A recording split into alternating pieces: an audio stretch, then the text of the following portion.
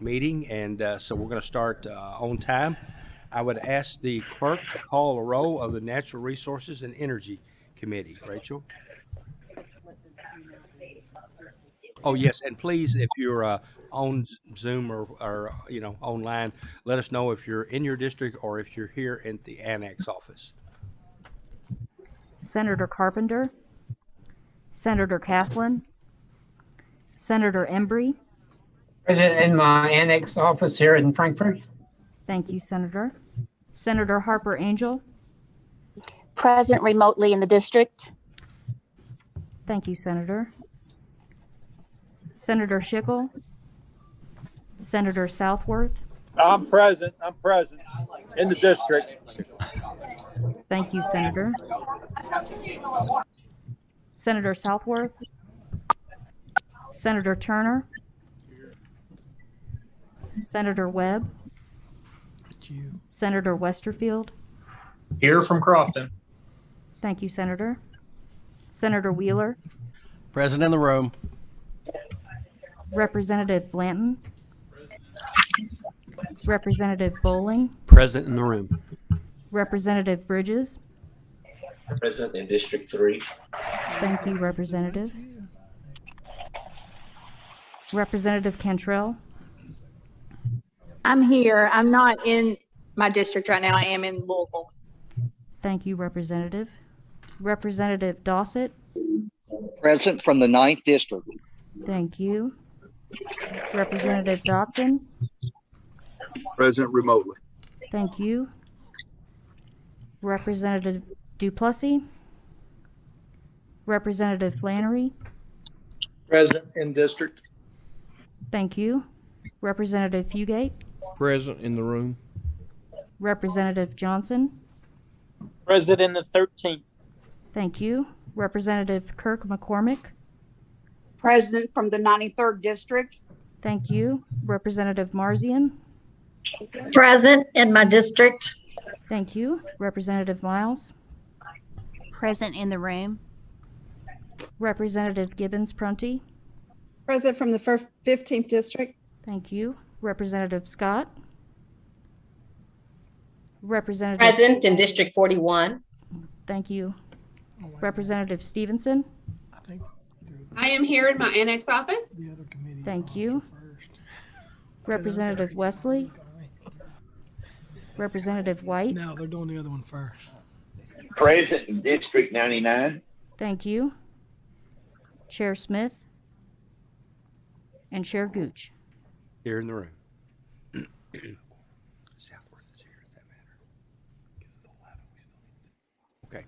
Okay. I think at this point we do not have a quorum for approval of the minutes. So I would like to recognize Senator Hornback to assume the chair and call the roll of the Interjoint Committee on Agriculture.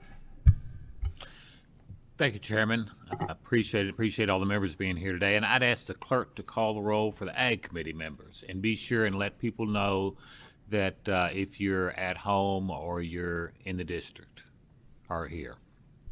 Senator Carpenter. Senator Caslin. Senator Gibbons. Senator Howe. Senator Parrott. Senator Thayer. Here in the room, not on Zoom. Senator Webb. Senator West. Present in the room. Senator Westerfield. Still here from Crofton. Senator Wise. Representative Callaway. Representative Dixon. Present from district.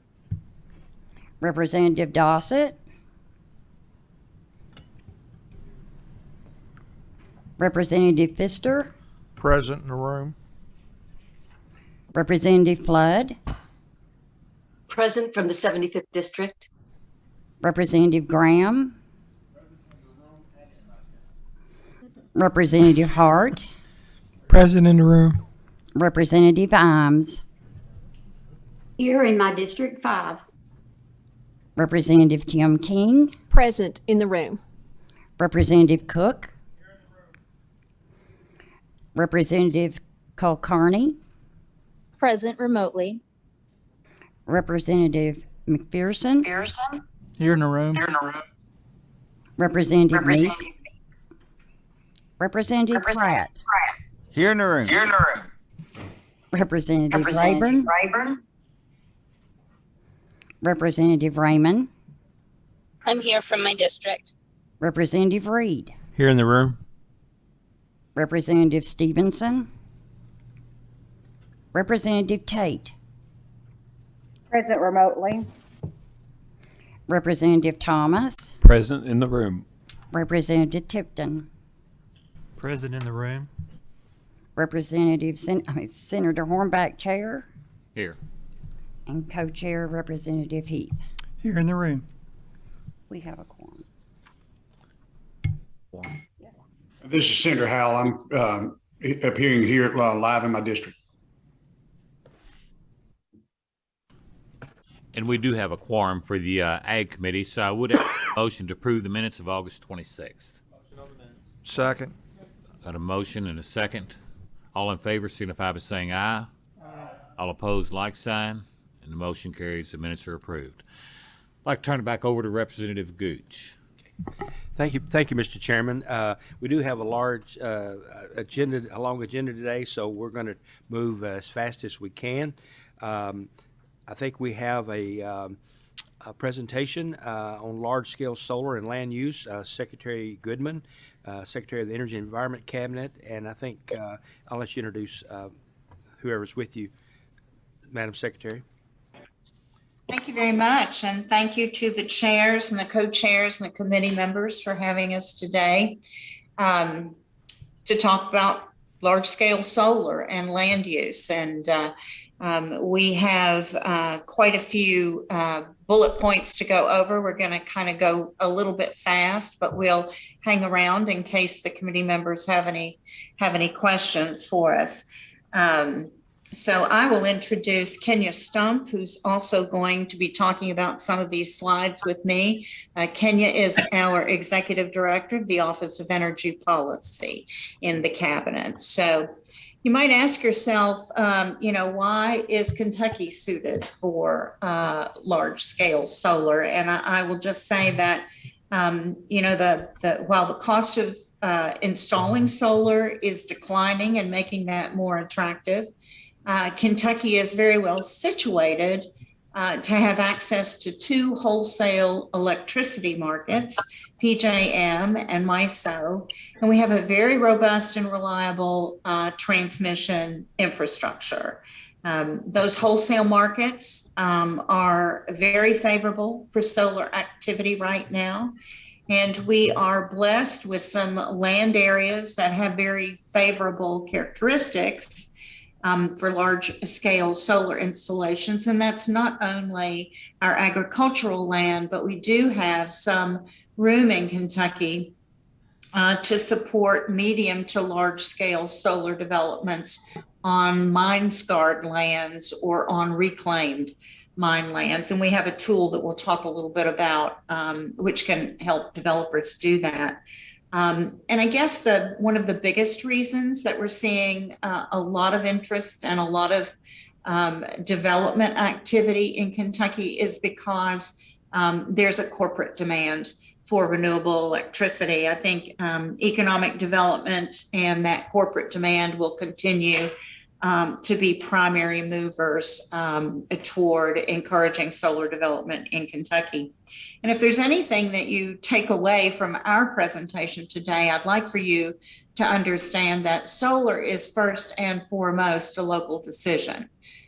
It is possible and in some cases has been done in local communities to pass ordinances which can control the development of solar however the local community wants it to. And that agricultural uses can be maintained along with solar development.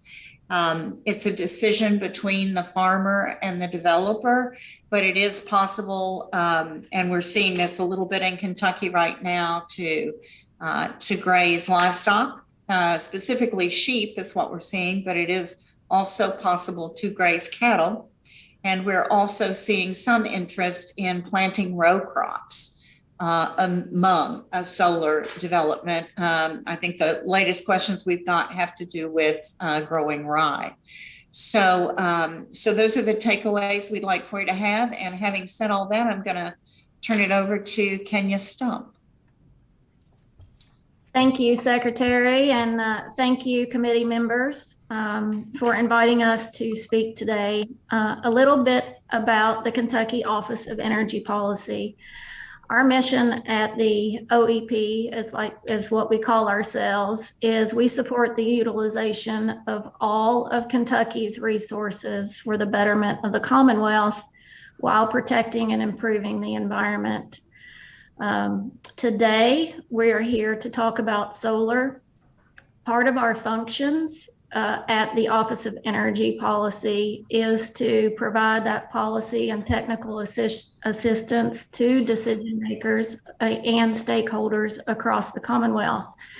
We also do a lot of data tracking and analysis so that we can help inform those policy discussions, such as the one that we're having today. A little bit of flavor for what we do, just so you can see how we work across all of our energy resources. Today, we are here to talk about solar.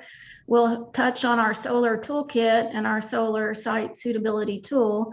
However, many of you know we are a long partner in the production of our Colfax reports. We do our Kentucky Energy Profile.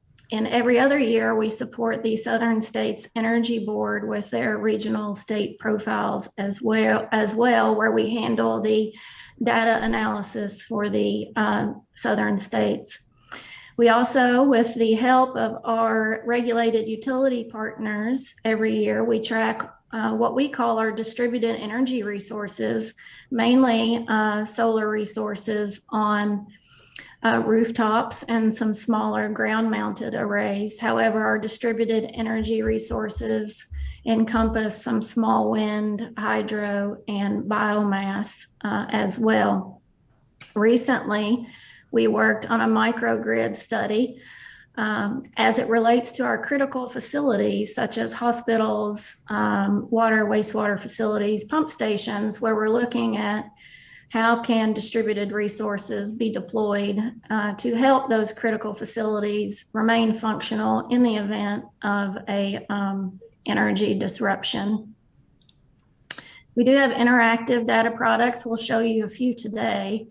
Our quarterly coal dashboard tracks production and unemployment. We have an energy dashboard.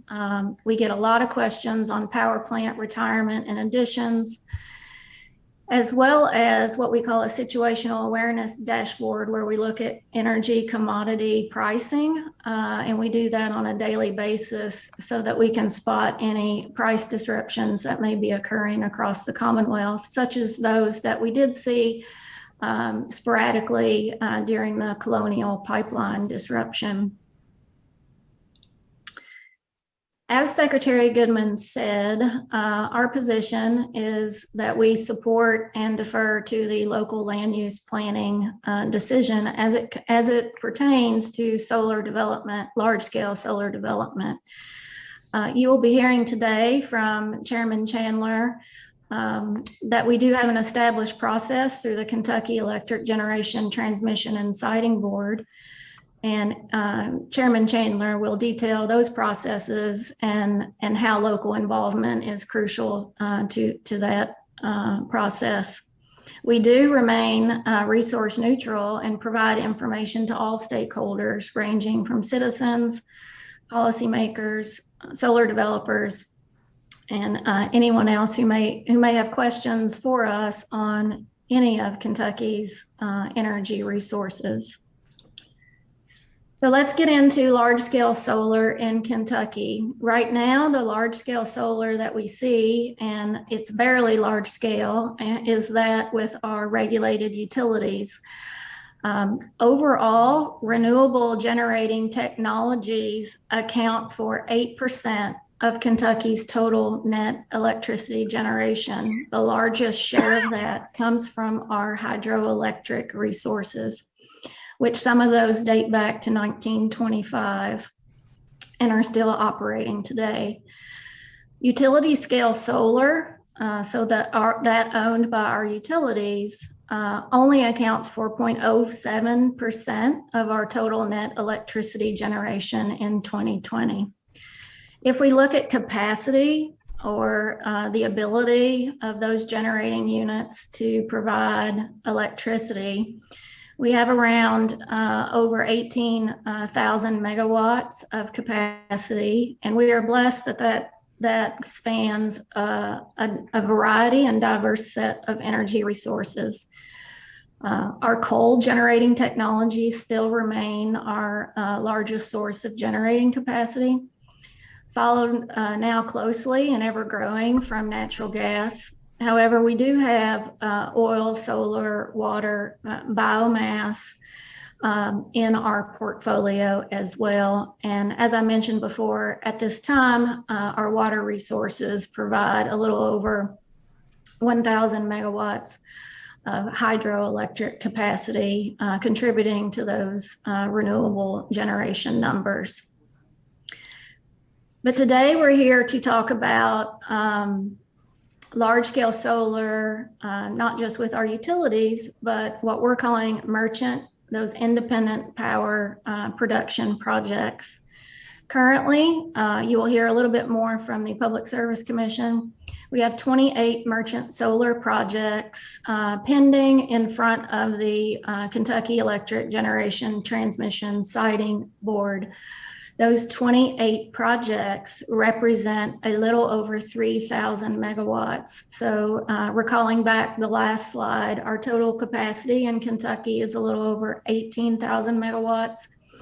This is not replacement capacity for any of our utility scale projects, but rather additional capacity coming into the state.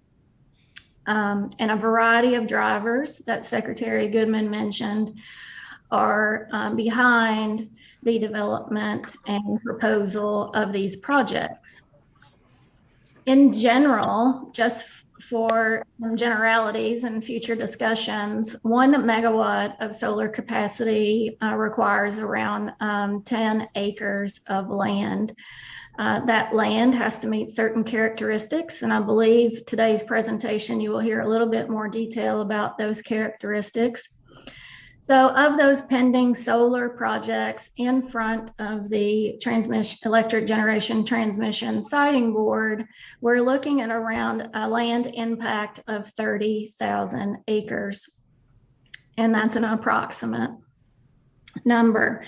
As committee members are well aware, in Kentucky, we have over 12 million acres of land in farm use. Our total land area is somewhere a little bit over 25 million acres of land in Kentucky total. So that 30,000 acres right now, if it were all targeted to agricultural land, would impact around 0.23% of our agricultural land. And to put that 30,000 acres into perspective a little bit more, we can look at what other pressures are putting pressure on our agricultural land. We look to the American Farmland Trust for some of those numbers. From 2001 to 2016, Kentucky lost over 265,000 acres to urban and high developed land use projects, in addition to low density residential development. Switching from development to looking at our lands that are in conservation programs, just to put that 30,000 acres in context of our lands participating in conservation programs. One source is to look at the U.S. Department of Agriculture's Conservation Reserve Program, or the CRP program. In 2020, the USDA reported in their 54 54th CRP sign up, that Kentucky had enrolled 194,628 acres in the Conservation Reserve Program. Many of you are familiar with the CRP program, where that program incentivizes farmers to enroll their land in the CRP program, take it out of agricultural production, and to implement conservation practices such as planting native grasses or species. And in return for signing up in the CRP program, those farmers are paid a rental payment for those acreages that they place in conservation. That's a little bit of flavor of how that 30,000 acres that are proposed for solar development compare to some other programs that look to our agricultural lands as well. Inevitably, and I'm sure today I may get that question, we are asked to look into the future for a variety of technologies to say, well, what does the growth look like in Kentucky if we look ahead? There are a variety of ways that we look at that. One way is to look at the proposed projects that are in our wholesale market queues or waiting for approval to interconnect to the transmission system. If we look at those queued projects, so these are projects that may not be in front of the the siting board yet because they're waiting to look at what does their interconnection look like. But if we look at those projects sitting in the wholesale markets that are located here in Kentucky, that number can maybe estimate a potential, and that's around 12,000 megawatts if you take out those that have been withdrawn or are no longer active. If those were to look to our agricultural lands and no other option to look at our brownfields or reclaimed mine lands, you're looking at a potential impact of 0.9% of our over 12 million acres of agricultural lands. That number also tracks well. Another way that we look at future scenarios is through modeling work through the national laboratories. When we look across various modeling scenarios and take an average, those scenarios look to project a little over 1% impact, and that would be at year 2040. If we look at the national laboratories, around a 1% impact. The most extreme case with the most aggressive build out of solar projects a potential 3% impact to our agricultural lands. That 3%, if it were to be built out, meaning all of that capacity were built out, is projected under an aggressive solar scenario to represent 55% of our net electricity generation. And again, that's an extreme aggressive scenario where a lot of pricing and natural gas prices are high, and a lot of other incentives are in place to enable that aggressive build out. But on average, we're looking at around 12,000 megawatts, impacting around 1% of our ag land. Kenya, let me stop you there for a minute. It's kind of unusual to hear that been described as aggressive, where some of us might think that it's fantasy. But I think it'd be a good time to answer a couple of questions. I think Senator Wheeler has one. Sure, Secretary. Yeah, we'll be happy. Sure. It's a great time. All right. Okay. Thank you, Mr. Chairman. I am pleased that some of these projects appear to be directed towards the coal fields, but that also, I guess, kind of brings up the other part of my question. Is Mike on? To what extent are these solar fields, essentially motivated by federal subsidies? I mean, are they playing on an even ground with some of our other traditional stable energy sources like coal and natural gas. And I guess my main question is, to what extent are we subsidizing these industries to compete with our traditional energy sources that employ folks in Kentucky? So I'll address that question and be happy to follow up as well. Right now, the state of Kentucky, as you're well aware, we do not have any particular incentive directed to large-scale solar projects. Federally, there is the tax credit for solar development. There is, to my knowledge, not a production tax credit like there had been on the wind projects. So right now there's just a commercial tax credit at the federal level, and that tax credit is projected to increasingly decline over time unless federal action is taken to modify that tax credit. That's the only federal incentive that I'm aware of. Most projects, all renewable projects, also have modified accelerated depreciation as well. And we can provide some more information on that. That is not specific just to solar. Okay. Mr. Chairman, if I may be permitted a brief follow-up. Go ahead. To what extent, I guess, once these projects are installed, what type of workforce do you have long-term to maintain these projects? That's a very good question. So construction is your main source of jobs for these projects. Long-term, these projects are not known to have long-term job impacts, meaning it usually takes anywhere from 3 to 6 people to maintain and operate a solar array long time. So there are really no, in my opinion, and it's just Kenya, not the Office of Energy Policy, but what we see from labor statistics is the operation and maintenance of large-scale solar is not a major source of employment. It is the construction. Thank you, Mr. Chairman. Okay.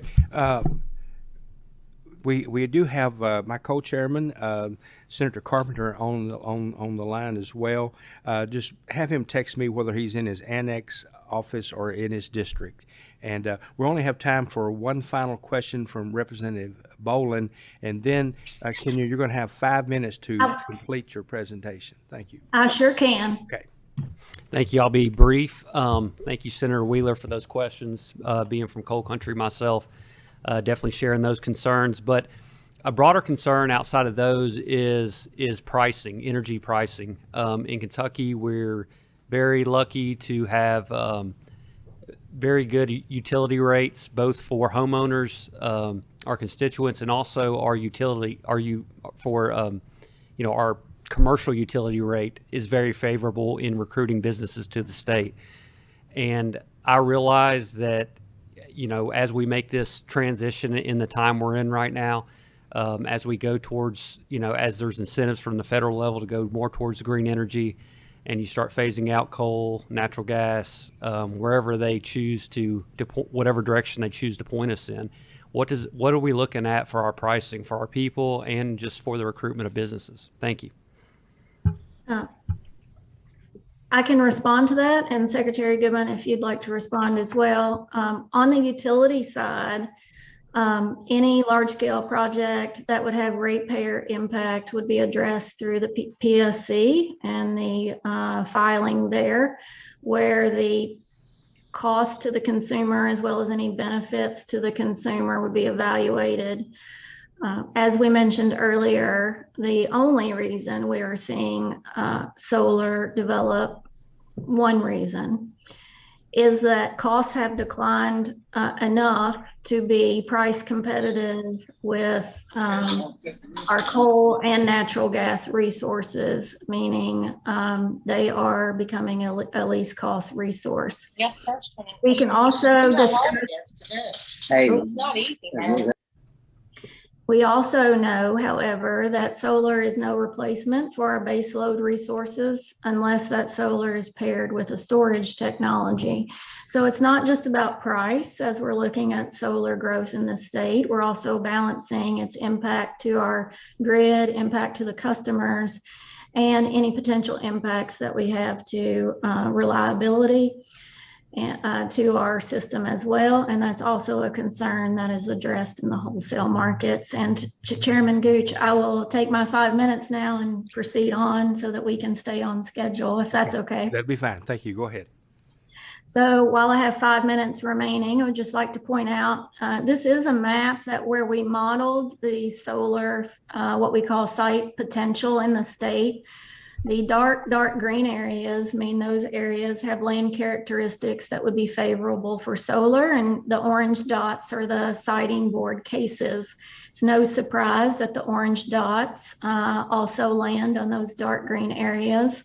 If you do zoom into Martin County, it does land on an area out there as well. So this also can be useful for determining if your county, district, or region could be a solar site suitability hotspot, for lack of a better word. Briefly, solar project timelines. It's not a 1, 2, 3 year project. It spans over a 6-year development project, and Chairman Chandler can touch on that as well. Installation options. This is a typical installation option that we see. It's either grass or gravel. This actually, the one to the left is a utility project during its construction phase. Secretary Goodman mentioned, we do have other options. Louisville Gas and Electric, KU, currently has an agrivoltaic dual use project in Mercer County, where they're looking at pollinators, and committee members are more than aware that pollinators contribute, I believe latest statistics show they contribute over $34 billion to the nation's economy as they're supporting our food production systems.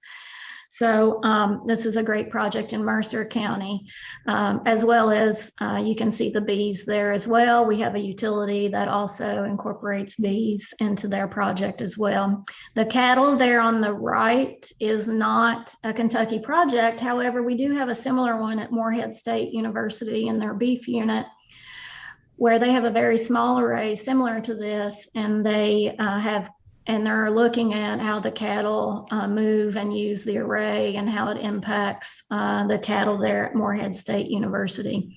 The picture on the left with the very elevated array is not here, but it just illustrates an option as we start to look at how solar arrays can also be used in concert with conservation programs, as well as if they would like to look at continued agricultural production.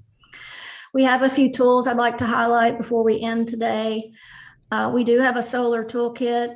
We couldn't go through everything today, but we do provide decommissioning resources, as well as information from the National Agricultural Law Center and other resources as it relates to land use decisions specific to farms in our state. Secretary Goodman mentioned we are trying as best we can to help developers look for reclaimed mine sites. This is a tool where we can model the state and look for our reclaimed mine lands that could be suitable for solar projects, therefore putting less pressure on our agricultural lands. And finally, many of you are familiar, the National Conference of State Legislators has a very useful solar policy toolkit. And I would point you to their panel recycling and decommissioning resources, where they do list state actions as it relates to recycling and decommissioning. The latest has been in the news is North Carolina's concerted effort to do more with decommissioning.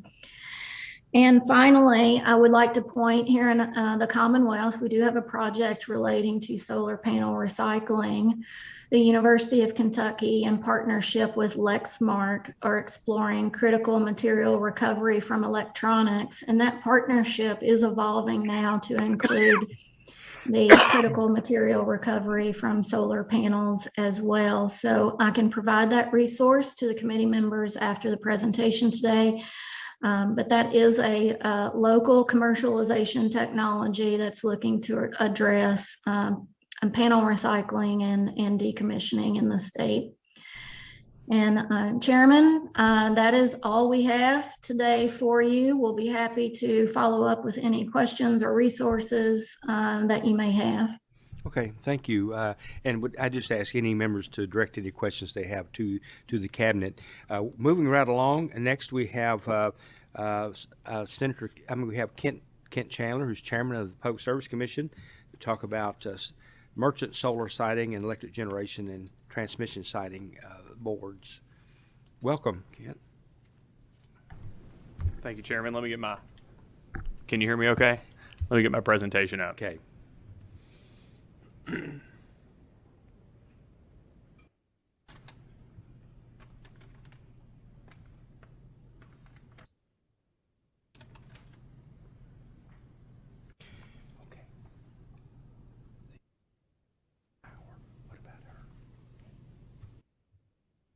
Okay. Thank you, Chairman. Thank you all. It feels like about 138 of the members of the joint IJCs. My name is Kent Chandler. I'm the chairman of the Kentucky Public Service Commission, and I appreciate you all having me here. In anticipation that some of you may have questions, I'm going to dedicate only a portion of my allotted time to the presentation. I don't want to hold things up, so I'm going to talk fast. Last night I decided to write everything down so that instead of hemming and hawing up here about my ums, I'll get straight to the point as fast as I can. I'm happy to answer any questions after the presentation, following the IJC, or at any other time. Please just let me know. As most of you are aware, the Public Service Commission is a 3-person panel that regulates the rates and service of non-municipal utilities across the Commonwealth, except we do not regulate electric providers who receive power from the Tennessee Valley Authority. This is the part of my presentation where I'll make a disclaimer that in this presentation I only speak for myself, not any other member of the PSC or any other member of a siting board. The PSC and siting boards only speak through their orders. Today's presentation, though, is not necessarily about Kentucky utilities, but rather about merchant, large-scale solar development. I'll explain what I mean by merchant in just a minute. A couple of important items for today's presentation. I'll be talking about solar electricity generation. Generation capacity, as Ms. Stump was discussing, is discussed in terms of megawatts presented by MW. To put that into ordinary terms, the production capacity of 1 megawatt can power about 700 ordinary homes. The type of generation I'll be talking about is considered merchant generation. Merchant generation is simply generation that is not owned by a utility. It can be sold to a utility and still be considered merchant generation. I'll also briefly touch on IRBs, or industrial revenue bonds. And in this context, these IRBs ordinarily have pilot or payment in lieu of tax agreements. By merely stating what pilot stands for, I've exhausted my knowledge of IRBs. I'm sure many of you know more about it, and there are certainly people that are more educated than me. Nevertheless, they do touch on this subject. Decommissioning. Most, if not all, of the solar leases that I've seen have some sort of requirement that the solar developer will decommission the facility after its useful life. There are different requirements in each lease, but when I mention decommissioning, I mean the complete removal of the facilities, even facilities buried underground, except for major earth moving and roads that were created through the operation of the project. Finally, the siting board. Referring to it as a single board is a misnomer. A siting board is created each time a merchant generator or merchant transmission facility is being proposed to be built and applies for a construction certificate. The siting board statutes were written about 20 years ago, and up until 2020, less than 15 merchant cases had been adjudicated under the law. A siting board review looks at the impact of the proposed facility, including noise and visual implications, the economic impact, and the impact on property values. As I mentioned earlier, this is not a single board. When a project is proposed, the counties or county it is going to be located in dictate some of the members for the siting board for that project. There are always 5 permanent members of each version of the siting board. The 3 PSC commissioners, the Secretary of the Energy and Environment Cabinet or a proxy, and the Secretary of the Cabinet for Economic Development or a proxy. When the governor appoints a local member, then the governor appoints 1 local member, and another local member is added depending on the specific circumstances. If there is no planning and zoning in a county, and the facility is proposed to be located in the county and not within a city, it's the judge executive that is the 7th member. If it's located to be in a city, it's the mayor of the city. And if it's located in a county and the county has planning and zoning, it's the chair of the Planning and Zoning Commission. If it's located in 2 or more counties, the judge executives themselves choose amongst each other and indicate to the siting board who will participate within 30 days of the filing of the application. If the judges can't come up with a decision in time, or people are fighting over it, or if they forget about it, the law defaults that the governor will appoint one of those judge executives.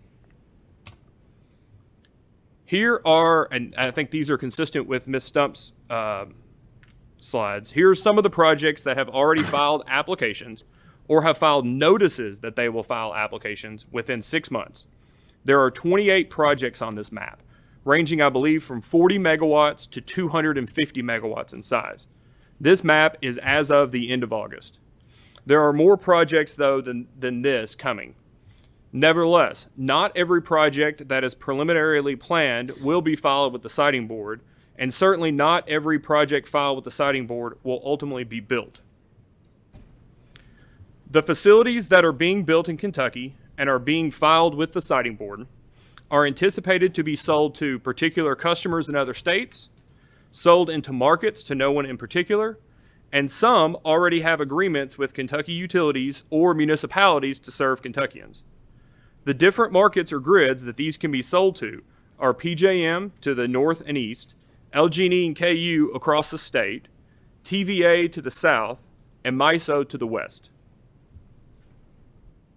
Before an application is ever filed with the siting board, the applicant must take a number of steps, including conducting a local public meeting and other public outreach and education, filing a notice with the siting board that includes information about the project, and filing a public notice to the general public in a newspaper and sending direct mail to bordering landowners, informing them all about the location and general description of the project. After the application is filed, the 2 ad hoc members become part of the siting board. An application fee is paid, and the application is processed under a set procedural schedule. I put on here what the ordinary procedure is. Just to go through it, the siting board and the siting board staff set deadlines for motions to intervene. The siting board and its staff conduct at least 2 rounds of discovery on the application. The siting board in each one of these cases employs its own individual consultant, the cost of which is paid for by the applicant. That consultant files a report into the record. The applicant has an opportunity to respond to the report, and of the 8 cases we've adjudicated to date, 6 of those have had hearings.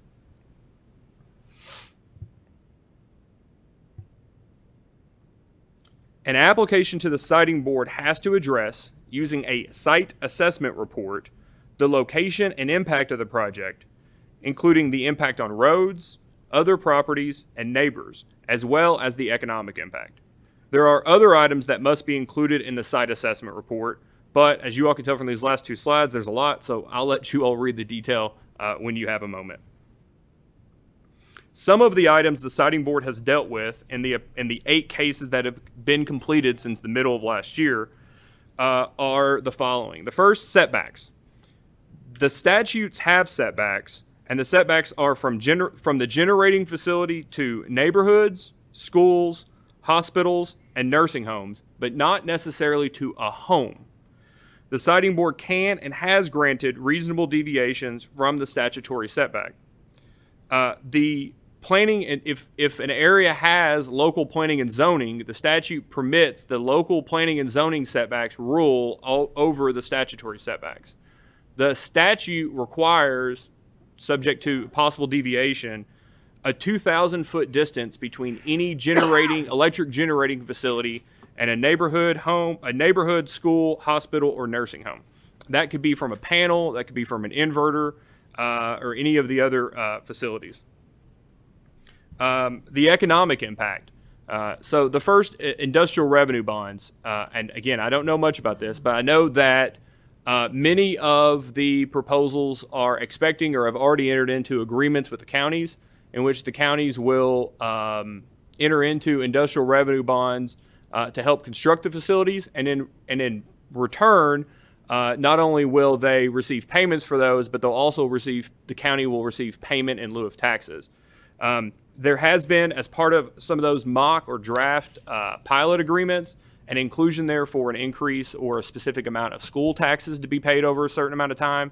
And the impact on property taxes, as I understand it, is effectively when land that was previously receiving the ag tax credit or the ag exemption, basically when it goes into operation, it loses that exemption and is taxed at its full value.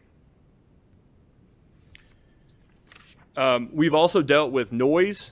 We've required mitigation requirement. We've had mitigation requirements regarding noise abatement, including a requirement that if they're tamping the metal poles that the solar facilities are located on within a certain distance of homes, that they either they do something. We've provided a little bit of flexibility, but they do something to minimize the impact of that construction noise on local homes. We've also required that they put in certain mitigation requirements around vegetation for noise, particularly around substations that hum and inverters that also have a natural hum.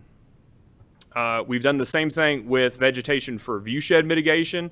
Some of the other applicants actually throughout the process have actually agreed to move some of their solar panels to mitigate some viewshed issues. One of the issues we found, we went from 0 to 100, or 0 to 28 on these projects the Public Service Commission did. I would say these are some of the more complicated cases we deal with.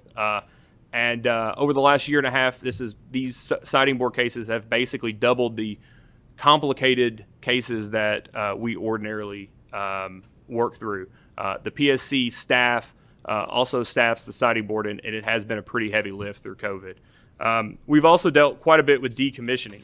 The leases, like I said, all have decommissioning requirements in them, but the board in each one of the cases to date, or at least the most recent cases to date, is making decommissioning an explicit mitigation measure.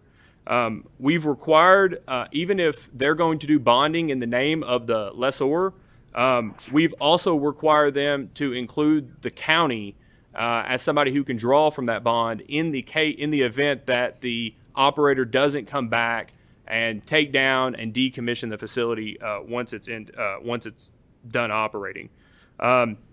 Some of the conditional use permits or ordinances for some of the counties that have had projects explicitly do require decommissioning.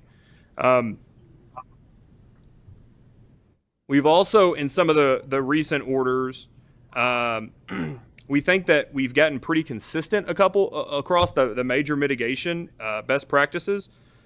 We've gotten pretty consistent across our noise mitigation, our decommissioning requirements, our setbacks, and the viewshed mitigation. I think that a person applying today could look at those past cases and pretty much know what is expected of the applicant. Henderson and Madison County both have fairly good practices in place. I believe, and this is going from memory, that Henderson has an ordinance in place that I thought was actually very helpful, and Madison County has a pretty stringent conditional use permit. I know that Judge Schneider and Judge Taylor would be happy to share that with anybody who's interested. That, Chairman, is all the formal presentation I have, but if you don't mind, I do have one thing that I didn't have a slide on. And I'm speaking only for myself on this. I think that there are two significant changes to the statutes that I believe the legislature can make that would help things. The first has two parts. One would be a requirement as part of the application that the applicant provide an explicit decommissioning plan up front. The document would work off the applicant's proposed site layout and explain how, at the end of the project's useful life, the applicant proposes to decommission the entire project. Having this information up front would be helpful to the local community and to the siting board and its consultant. The consultant the board employs in each case would have an opportunity to review and respond to the plan. Related to this would be an addition to the statute that basically says the legislature thinks that the siting board, when deemed necessary and advisable, should require a decommissioning bond filed in the county's name to carry out the decommissioning plan in the event the project owner doesn't decommission it itself. The second item and change I would offer as I believe a good change is an expansion of the current requirement regarding transfers. The current statute just requires the person with an approved siting certificate to get siting board approval if they transfer rights and obligations under the certificate. However, the project applicants who seek the certificates for these projects are LLCs. Arguably, these LLCs could be bought and sold dozens of times without requiring siting board approval. A small change that looks like the requirements that utilities have, where PSC approval for any change of control whatsoever is necessary, would ensure that the people who ultimately own and operate these facilities do so in the public interest and for the benefit of the communities they're located, and to ensure that they are good stewards of the environment. I'm happy to work with anyone or provide any proposed text that anybody would like. Thank you very much, Chairman. Thank you, Commissioner. Let me just say that was some really good information. It was very factual. It was presented in a way that I think it's easy for the committee to understand it, and I appreciate it because I think we definitely needed that. I had one question to you. Really, it seems that in a merchant plant, as far as merchant solar, the only time the Public Service Commission is really involved seems to be in the siting process. So you really don't have any control over whether that's needed or what the rates may be or any of that. Is that correct? That's correct. That these are either participating via a bilateral contract with somebody where somebody has agreed to pay them a specific amount to be an off-taker, or those merchant facilities are participating in the major markets like MISO and PJM, where if they make money, they make money, and if they don't, they're putting their equity on the line in order to participate in a competitive market. Okay, and I don't want to get into this today, but I think you and I have had conversations about this, and that in the utility sector, the industry, whether it's the grid, whether it's generation, whether it's transmission, nothing happens in a vacuum.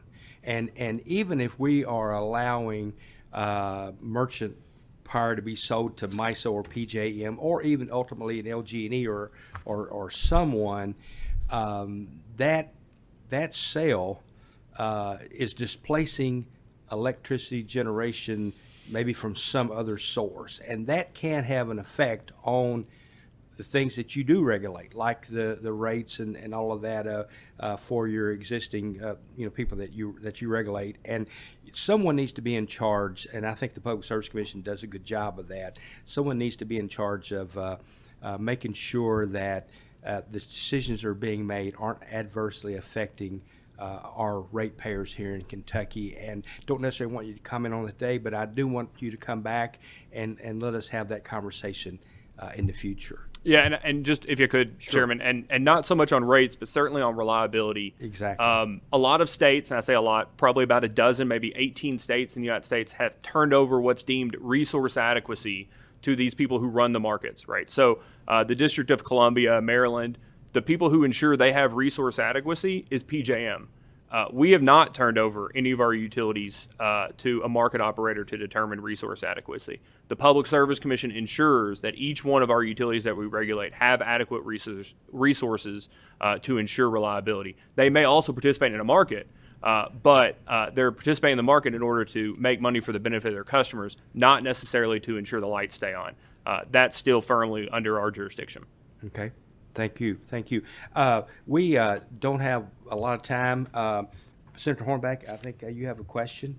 Yeah, just while you're here, and Ken, I appreciate you being here today. I've got a couple questions just about your final comments and your recommendations. So I assume from what you said that the siting board and Public Service Commission are concerned that the business structure of most of the solar out there is that it is with an LLC, and the one that is getting the permit is not the one that's actually be generating the electricity, that it's going to file through 2 or 3 hands first. Is that what I'm hearing? That's part of it, Chairman. I appreciate the question. So these LLCs are going to own the assets, but they don't necessarily have employees, right? It's going to be a company who operates 1, 2, 5 of these, but the employees are going to be at a different level, right? The management is going to be at an affiliate or at a parent company. Let's just say that part of the standard for transferring under the current statute is to ensure that if rights and obligations are transferred, that the person they're being transferred to has a good environmental history. Well, we need to know who owns the LLCs to ensure that the people who are actually running it have a good environmental history. And so I just think that added level of complexity where the individual projects are owned by an LLC that otherwise doesn't have any other employees or assets or history for that fact, that looking above them and seeing who they're owned by and who they're affiliated with, I think is imperative to determine whether they satisfy those legal standards. And one final question, just if you don't mind, Mr. Chairman, very quickly on your bonding. Had you thought about because bonding a lot of times has worked in the past, I don't want the decommissioning to be shouldered by taxpayers 20, 25 years in the future.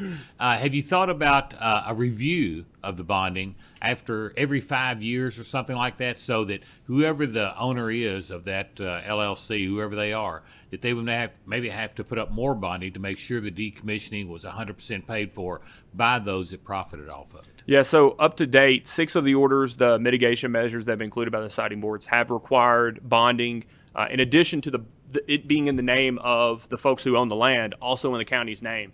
And in doing so, we've required that they review that every 5 years, that the person who reviews it is a competent engineer that has experience in this exact. There are people that apparently do this, that this is what they do. They determine what the cost of decommissioning are, and that they not only notify the siting board that they reviewed it and what the new cost they believe and the new cost of decommissioning and thus the new cost of the bond or the amount of the bond will be, they also have to provide notice to the fiscal court. And we thought that was important, especially since they're going to be including the county's name, because fiscal courts are going to change over 20 years. I doubt that the county attorneys or any member of the fiscal court will be there when these things are decommissioned. And I think it's good to just give them a recurring notice that not only will you all have the opportunity to pull from this if you need it, but it's being updated and it's being looked at, and here's the new obligations. Thank you. Okay, I've got two more questions, and we got about 4 minutes because after this we're going to have Tom Fitzgerald, and I plan to hand this to you no later than 10 after, and which I've already used up 10 minutes of your time. I apologize. Representative King, and then Senator West. Thank you, Mr. Chair. Actually, Senator Hornback addressed my question. Thank you. Great, thank you. Senator West. Thank you, Mr. Chairman. You answered my key question on industrial bonds. I'd heard this was happening, but I wasn't sure. So it appears that Kentucky's about to be heavily invested in the renewable energy sector with these industrial bonds. So the taxpayers of Kentucky are backing these industrial bonds, whether they're state, county, local bonds. Do you know what the approximate interest rates are and terms are on those bonds, and why they're going that route rather than private sector financing? Yeah, so I don't mean to be flippant. I really wasn't joking when I said I don't know anything other than what I said about IRBs. And I'm sorry, I'm going back through. We've had maybe 12 or 14 hearings at this point on these projects. I think that I don't even. I think that maybe Martin County may be the only one that I'm aware of that has actually even signed the IRBs. I've had judges tell me, they say they want an IRB, but we're not going to. I've talked to my fiscal court. We're not going to do it. I don't know how many of these have actually been signed up for. I don't know if that's a requirement that makes it cheap enough, or it's low enough that that's the only way that they'll follow through. I know that I spoke to the county judges and magistrates a while back, and this is something that they had a lot of questions about, and I just don't think there's a lot of clarity around the issue just because it's so novel. So if these deals go south, is the backstop the county, or ultimately the backstop's this Commonwealth of Kentucky? Yeah, so I've been told that ultimately the county is not on the hook if the developer does not pay. But again, that's secondhand, and I can't really speak to personal knowledge so on that. who would be on the hook? Okay. I don't know. Okay. I know how they've been brought up in the context of these cases, but it's really not squarely in the middle of what the statute requires us to look into. And it's kind of mentioned offhand, but I thought it would be important for the folks here to hear it. Thank you. Thank you. Thank you, Ken, and we look forward to bringing you back, and because I know the committee has a lot more questions, and it's been a very interesting discussion, and certainly appreciate you being here. Thank you very much, Chairman. Next, we have on the line, I think, Tom Fitzgerald, and Tom, I apologize, you have about 10 minutes, and Mr. Chairman, that's fine. Can you hear me okay? Yes, we can. Go ahead. Wonderful. It's a pleasure to be here. I appreciate you allowing us to do this remotely. I am in my home in Louisville. There's two documents that I sent to staff that should be in your all's folders, and I'm not going to read them, and I just want to let you know what they are. One of them is a paper that we did on the relationship of local zoning and planning with the state siting board.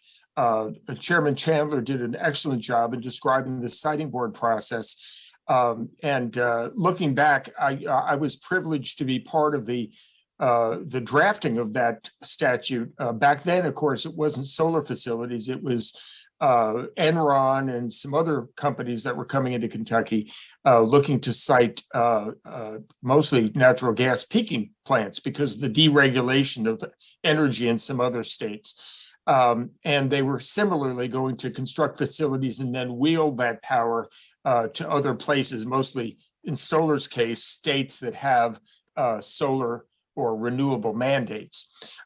So what we try to do is I did a background paper on the relationship of local zoning and the state siting board process. It also goes through in some detail what the siting board process is and the opportunities for public involvement, because public notice, public opportunity to be heard early and often is so essential.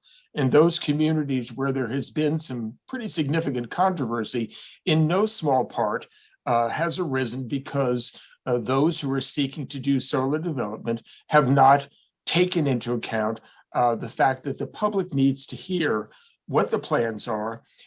They need to understand the scope of the plans, who the company is, who their principals are. There's any number of things, but the public should never be an afterthought. And they have been in a couple of cases, and people are justifiably pretty upset about it. The other thing we try to do at the council, we always get into issues, Ms. Chairman or Mr. Chairs, when we get phone calls from folks that are concerned about a particular issue. We decided there really was a need for finding the best practices for zoning around the country and adapting them for Kentucky and also syncing them with the zoning boards. So we did a model ordinance, and a copy of that ordinance is in your files. And I'm just going to hit really quickly the high points of both of the papers and the issues for consideration. Regarding the intersection of zoning and the siting boards, the first issue, which Chairman Chandler talked about, was setbacks. We think it's important that local communities have a voice through their zoning and planning in determining what setbacks from property lines and what setbacks from different types of land uses are appropriate. The 2,000-foot setback, as Chairman Chandler noted, doesn't apply to the property line. It only applies to neighborhoods. And we believe that whether it's one neighbor or 10, that everybody should have their right to use their property unimpaired by someone else's decision to host a solar array of a utility scale. The second issue is the siting board only covers 10 megawatt projects and above.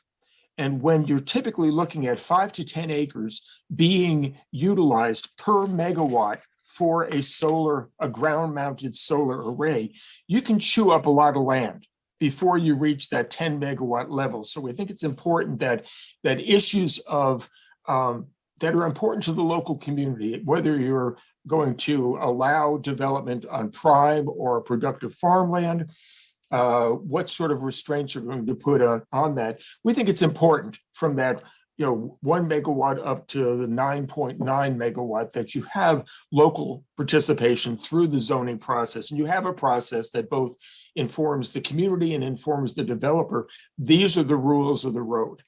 The third issue is you have to get a construction certificate when you commence to construct a facility. But as you know, you can do a lot of damage to a piece of property before you ever start actually constructing. And so we suggested that local communities may want to consider that before you break ground, you have to have your zoning change. You have to have a plan for sedimentation, for erosion control, for your roads, for all of the different physical aspects of siting a utility scale array. The fourth is public notice. There is, if we're looking at tweaks for the siting board statute, and I agree with every one of the ones that Chairman Chandler recommended. I think those are good, positive tweaks, and I think that a statute after 20 years is probably in need of some updating. One of the issues is we put into the siting board statute that you have to provide a public hearing when you are thinking about leasing or buying property, if you're a developer. The problem is that is on demand. So if you don't have to have a meeting that early in the process, unless it's requested by a local government official. Well, the problem is local government officials not going to necessarily know that you're out there trying to get a lease from property. And so there may be some, what we've suggested is local communities adopt either a freestanding ordinance or as part of their zoning ordinance, that you will hold that hearing that's required under the siting board statute at the time that you begin to look at acquiring property, and you will provide notice to the local fiscal court when you come into the community and intend to engage in that activity. That way, you can make sure that early in the process, there's public airing of what the plans are and the ability to get some public feedback, as well as local government feedback. The last issue is which goes first. There's no clarity in the siting board statute as to whether you need to get local zoning approval before you do the construction certificate or other permits or vice versa. So we suggested local communities may want to consider whether they want the local zoning process to be gone through first, or whether they're comfortable waiting until the siting board process concludes and then adding any additional conditions that they believe are necessary to make sure that the proposed land use is compatible with other land uses and with the community's plans for development. The last couple of points I want to make regarding the model ordinance. One of the things we did in the ordinance was to say, this is intended to be a template that will be adjusted by each community. And each community needs that flexibility to be able to tailor any zoning ordinance to meet their needs. Right? One size fits all just simply does not work. It's not appropriate. That's one of the reasons a lot of communities historically didn't favor adopting zoning and planning, is because it simply was not appropriate to the community's needs. So one of the issues for local communities is, do you have the planning commission do a review, or do you have the Board of Adjustment? Do you have a conditional use permit, which is an overlay on existing zoning, or do you actually do rezoning? And we suggested a conditional use permit process, but we made clear in the model ordinance that it's the community's decision. The question of what types of solar arrays are appropriate in what zones is a second threshold issue for local communities. As we mentioned, setbacks are a third. The sort of screening or visual buffer that you're going to create between certain types of land uses, and solar arrays is another issue. How you address farmland protection and farmland preservation is, again, a community level decision. And we provided some resources there. The National Farmland Trust has looked at trying to minimize the conflict between agricultural uses and solar arrays, while also respecting the rights of the individual landowners to determine what they are going to do with their own property. Final issue is one that I think that Chairman Hornback has mentioned, one that Chairman Chandler mentioned. We think that decommissioning plans and adequate funding of those decommissioning plans is essential, so that the array at the end of its useful life, whether it be 20 years, 25 years down the road, doesn't become a blight on the landscape and a burden to the landowner, and so that the landowner is not obligated to bear the burden of trying to enforce any lease agreement against an LLC. So we believe that having a bond or surety of some kind that is sufficient to assure that if the party defaults, that a third party can be hired to come in and do the decommissioning is essential. We recommended a 7-year review. A 5-year review, as Chairman Hornback mentioned, would be a good point as well. We looked at other states, including North Carolina, what they were requiring, but a periodic review and a periodic updating is essential. And we suggested that as part of the zoning ordinance. We're glad to see that the different siting boards have been recommended that as a matter of course, and we think that a statutory change to make that an explicit requirement and to set out the terms and conditions for periodic review is a very good idea. Mr. Chairman, with that, I'm happy to answer any questions, and I appreciate very much this opportunity to be a part of this conversation. Okay. Thank you, Tom. Appreciate your presentation. And we have time for one question from Senator Webb. Thank you. And it's really more of a comment, and to thank you, Tom, for bringing some of these issues to light. Because I'm sitting here, as a former coal miner and running through the regulatory scheme that we've had to comply with in my head. And what I think is important to note is the less than 10 megawatt sites and the importance of the regulation and the criteria for those sites, and remember the 2-acre permit loophole. Okay, that's in my head, and how much havoc that wreaked on operators unknowingly, both innocent and otherwise, and the environment as well. So I think that's the analogy in this whole coal miner's head is the 2-acre permit loophole. We do not need that in this expansion of our energy portfolio. So I'd be willing to help work on that. I'm interested in that, and farmland protection, agriculture use is naturally very important as well. So, but I appreciate these concerns, and I think the committee needs to take these to heart. Thank you, Mr. Chairman. Thank you. Thanks. Let me apologize again to Senator Hornback. I did not realize that Shelley Hampton was in the room with Keiko. I think she wants to talk to us just for a minute. So, welcome.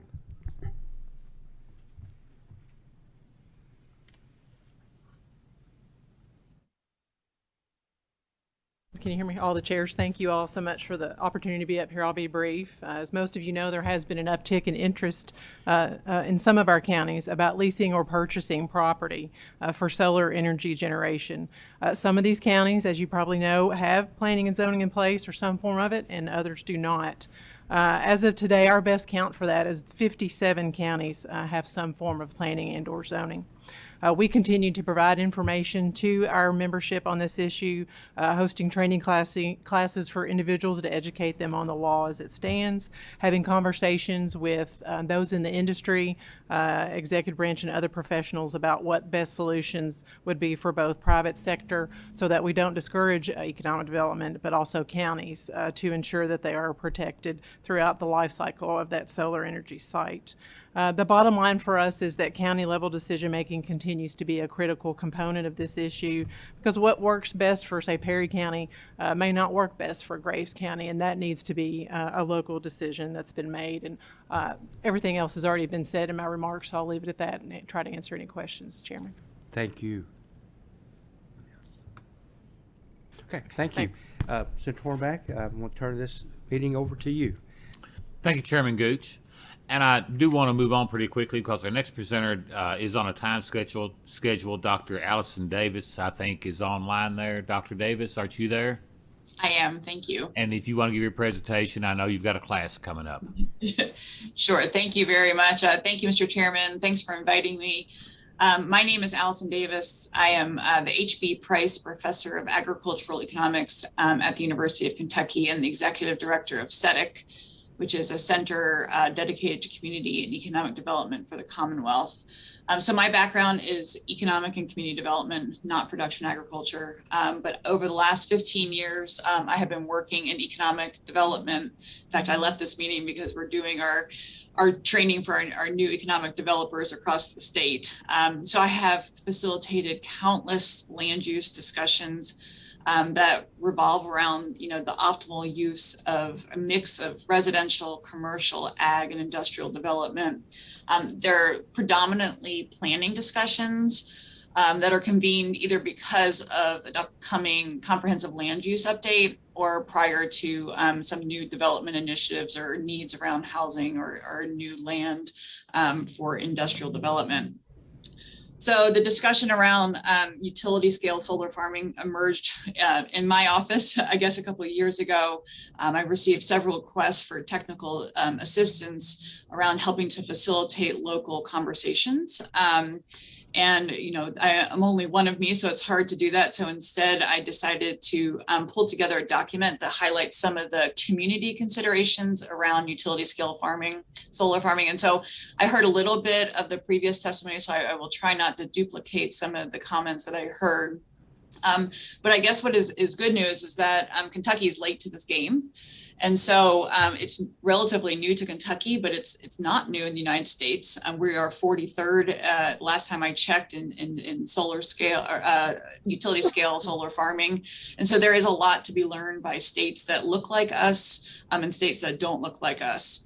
So I created a document that leaned heavily on reports that were created by other scholars and by observing local decisions in communities outside of Kentucky. I did not collect any primary data. There is nothing specific to Kentucky per se in here, but it is basically a review of what has gone on around the country. So in essence, this document was really designed to help communities and landowners think through the consequences prior to development. It is not pro, it is not con. Since I released the document, I've conducted a few webinars that were primarily for extension agents because they have been inundated by landowners who have been approached by developers to figure out what should they do with their land. And so keep in mind, I am not an attorney. I have been asked to review countless contracts, and I obviously will not do so. So I just wanted to mention a few of the considerations that I think are important. And the first one, which is the one I get called in the most for, is the importance of prioritizing lands of marginal use for utility scale solar farming to limit impacts to food production. I think through COVID, through the expansion of population, this is a continuous conversation about ensuring we have food to feed our people. And that land that is on excellent soil is also the most valuable to our developers. And as a result, that's oftentimes where they go to first because it's the least expensive for construction because it's flat and it's often slopes to the south. It doesn't have a lot of trees, doesn't have a lot of obstacles, so it's a great location. And, we believe, certainly I represent the College of Agriculture. We believe that our prime soils should be protected and that we have tremendous prime soils. And that's what makes Kentucky and Kentucky agriculture so special. We believe that there are certainly opportunities for these solar projects on more marginalized lands. And we also believe that that there are opportunities for dual use projects. But certainly those are limited in terms of what that dual use can be. Certainly not a lot for crop and livestock, except for if we're talking about some small animal grazing. I'm not going to discuss the potential land and environment impacts or wildlife impacts. There are pros and there are cons. Those are listed in the report. And I'm not going to discuss a lot about ensuring the landowners fully understand the contract. I've heard a fair amount from the gentleman from the PSE. Most importantly, talking about the decommissioning of the land. I know we've spent a lot of time talking about that. That has been the number one issue that I have seen when I've looked at places across the country, is that that was not carefully stipulated, and that the landowner would likely have to deal with that burden, or the community would have to deal with that burden. And I think it seems like there's we're much more diligent here to ensure that those contracts will preserve the land. We get faced a lot with the questions, particularly in this particular agricultural economy, about, well, this is a windfall for farmers right now. And there are certain short-term financial benefits without a doubt. And I think as we continue to look at Census of Ag data, and we know the age of our farmers, and that we have a lot of older farmers, and we know that land is very expensive and often creates obstacles for new producers to enter. Having these long-term contracts makes us a little bit nervous in terms of what will happen to this land when this contract ends. It will push up the price of some of the land. And is there a transition plan in place for that producer who is signing a contract at the age of 60, who will be 85 at that age, who may or may not still be around to decide how that land is going to be used? And so we are pushing very much that if a landowner decides to go push for a contract, that there is a clear succession plan in place when they do that. My biggest area is around working with communities around these discussions of land uses. And we saw recently in Clark County, and I think we've got folks from Clark County coming on, this was a really heated discussion. It requires a lot of community input and engagement and understanding and transparency, and having the time to think about this proactively, as opposed to what we have seen as sort of like the Swiss cheesing of thinking about these developments, has real long-term consequences. And so just like, and I think the woman from CAECO is saying there are 57 places that have to do comprehensive land use planning. This has to be part of this. And so I know in Clark County, they have said, let's step back and let's embed this within our plan, and essentially put a moratorium on any new big developments. And what we have seen across the country is that that's what the rest of a lot of these communities are doing, from anywhere from New York to Minnesota to Indiana to North Carolina. They have seen that this is a tremendous opportunity, that there is profit to be had. There are opportunities here. And to just take a little bit of time, we're talking about 25 years, and to take a little bit of time before we make these decisions to carefully weigh all of these, both the positive and the negative consequences, has been critical. So I don't want to be duplicative of what others have said, but I thought it would be useful to just kind of highlight some of the findings from that report that, again, are just a culmination of what others have found across the country. And I'm happy to answer any questions you might have. Dr. Davis, thank you very much for joining with us today, and that was very informative. And you being of the College of Agriculture, and I as chair of the Ag Committee and a farmer myself, I've got a lot of the same interests you do, and that's preserving, and especially true after what we went through last year, preserving our ability to grow and maintain the agricultural land that we have, and keeping that good balance that is what the aesthetics of Kentucky are. And, maybe it's time to look at something, or have you ever looked at that? We've got the old PACE program, the Purchase of Agricultural Easements, that goes into perpetuity. Maybe it's a time to look at some type of funding mechanism, maybe some type of an impact fee when land changes from agricultural use to some other type of use other than ag, that there be a one-time impact fee paid, and that would go directly into the PACE program, which is still viable, still sustainable. And it would go into that to give farmers another options, especially for these farmers that you say that are 60 years old. It would give them a better chance of retirement rather than have to just grab for the money that may be in a solar project. Any comment? Well, I think, I am situated in central Kentucky, and I've spent a fair amount of my time over the last decade working in places where that struggle is real. whether it's Fayette County or Clark County or Woodford or Bourbon. We all want to have new economic opportunities, and we all want to preserve the aesthetics of our place. There's nothing like Kentucky.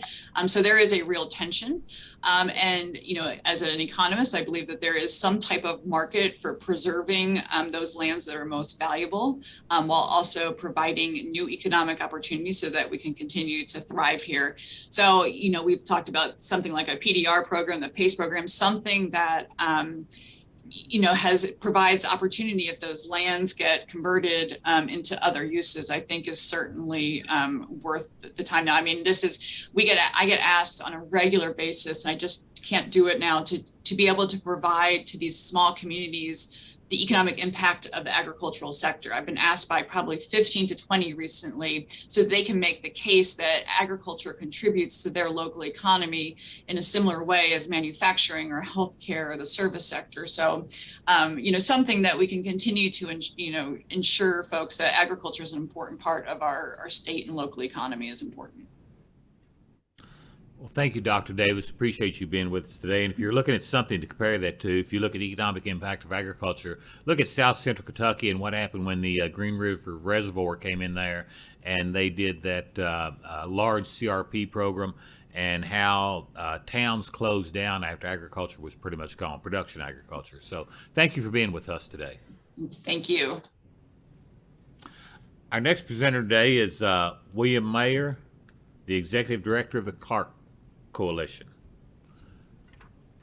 If I could have you introduce yourself for the record and proceed.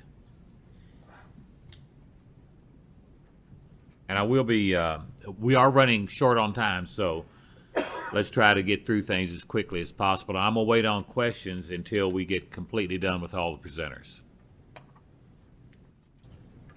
Thank you very much, Chairman. Yours. Thank you very much, Chairman. Can you see the PowerPoint presentation? Yes. Great. My name is Will Mayer. I'm the Executive Director of Clark Coalition, a land use advocacy. No, it's not up. I can see it in front of me, but it's not on the board. Oh, sorry. How to do that?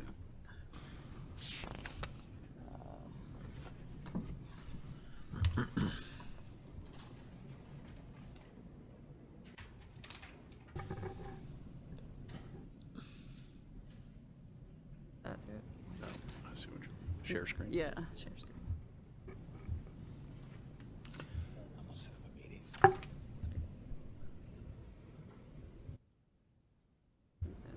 Click full screen. Great. Thank you.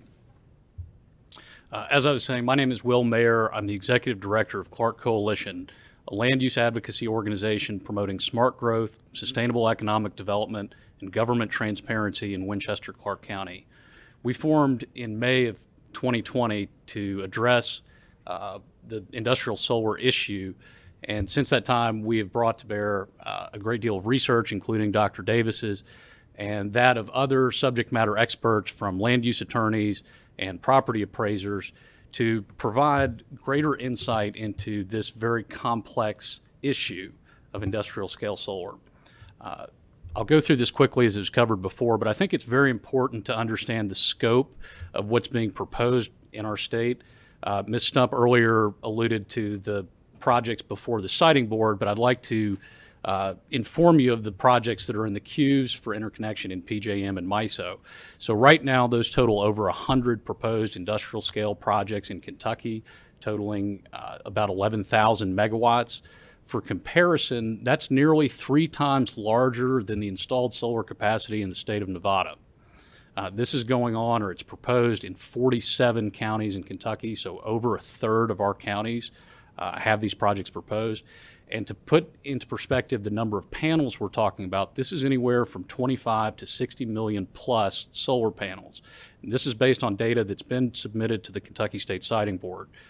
So it's a very significant issue in terms of decommissioning and recycling, and it's one that we need to be addressing now, which previous speakers have spoken to, but I'd like to continue to provide insight into that. The image on this slide is from the PJM website. It's where you can go to look up different projects, and I would encourage everyone here after we leave to look up your county and to see what's being proposed there or see what's being proposed in neighboring counties. I think there's a significant lack of understanding of the issues surrounding industrial scale solar development. These include everything from siting to leases to financing. Industrial revenue bonding was touched on earlier, and I can speak a little bit more to that, as well as pilot payments, facility ownership. Mr. Chandler touched on the developers. I think in his initial comment mentioned that the developers would be responsible for decommissioning, but in fact, it's really the eventual owners of the projects who will be responsible, and that, as you are aware, could change hands several times.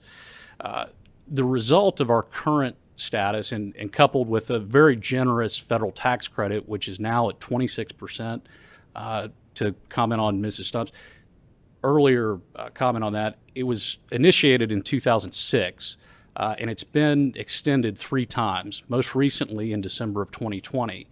So while it is slated technically to devolve after a couple of years, the federal government has not shown a proclivity to do that. So the result of this situation, of lack of understanding of the issues in this federal tax policy and framework, is that it incentivizes, frankly, very aggressive commercial solar developers to come to our local municipalities and change our laws and ordinances to permit their developments. In fact, this is how most solar ordinances are now being developed in our state. They are written by solar developers. They are generally very permissive. And the result of those ordinances is that the benefits of these projects accrue to the developers and outside interests. Most of them are owned by out-of-state interests and foreign interests, while the costs are borne by Kentuckians. So what do we need? We need a thorough investigation of these issues in order to balance the short and long-term impacts. Just a couple briefly of the issues that are to be considered. Environmental, everything from water runoff, erosion, contamination, the inclusion of toxic heavy metals in the panels.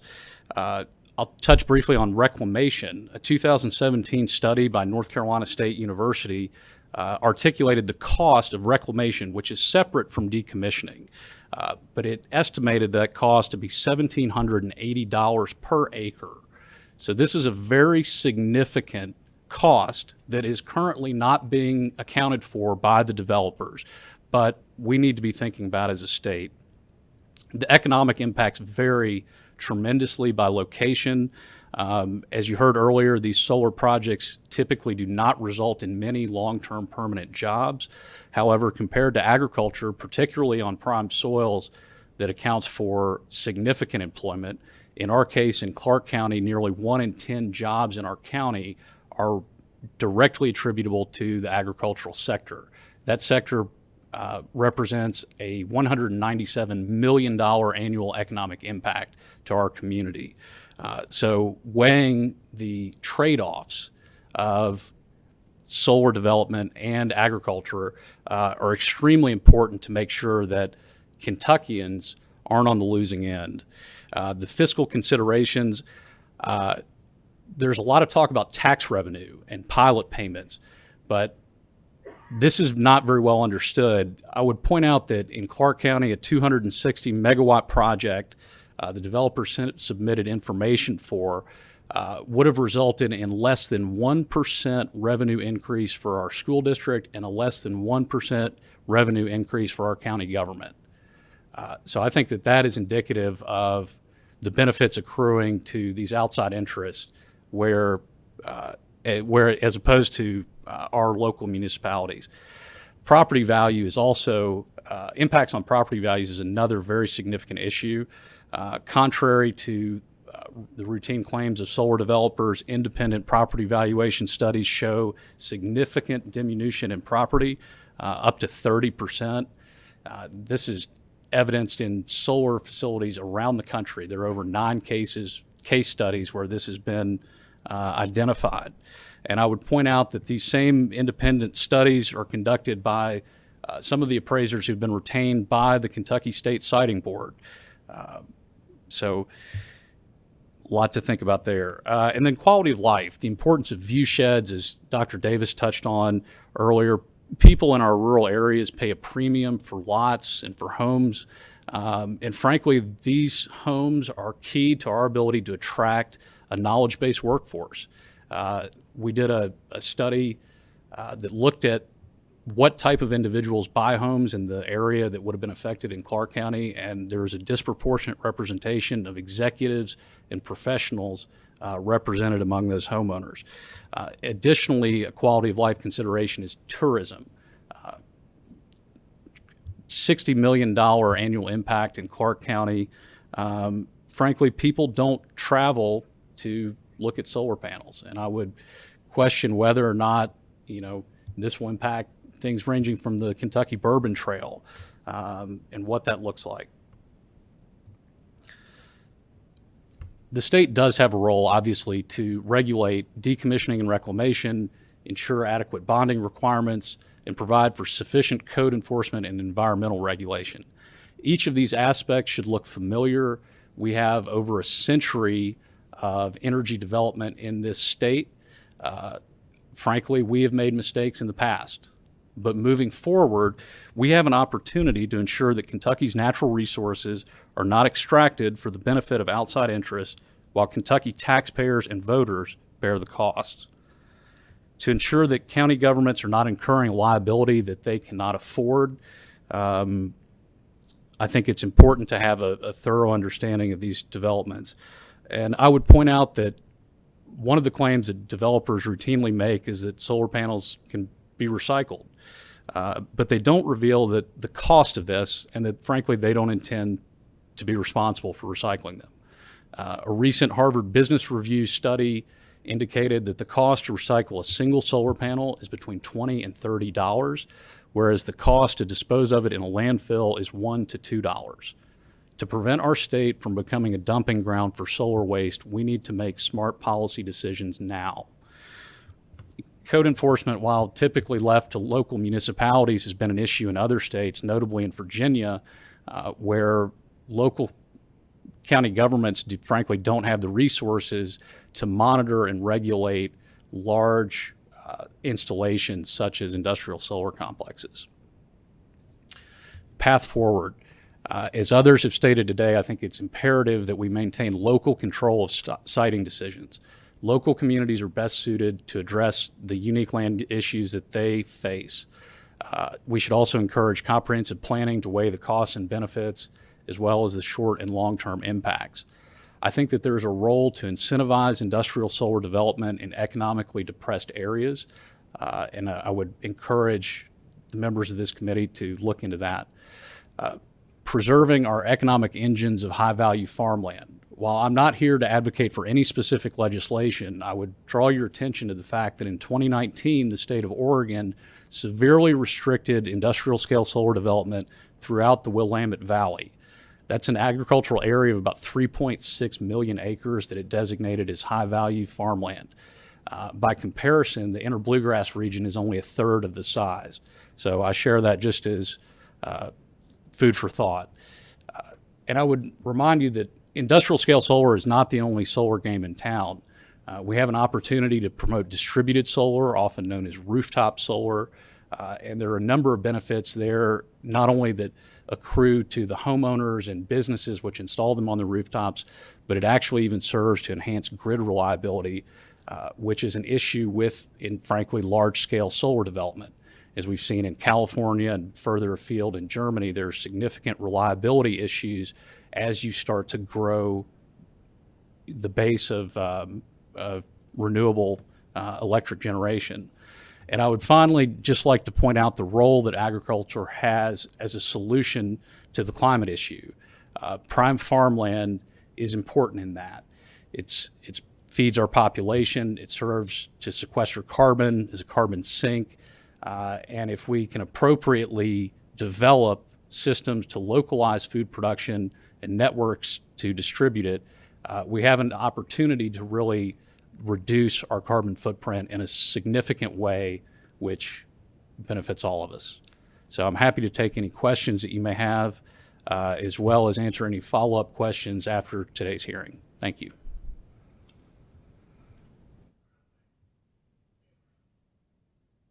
around for a little while, stay around for a little while.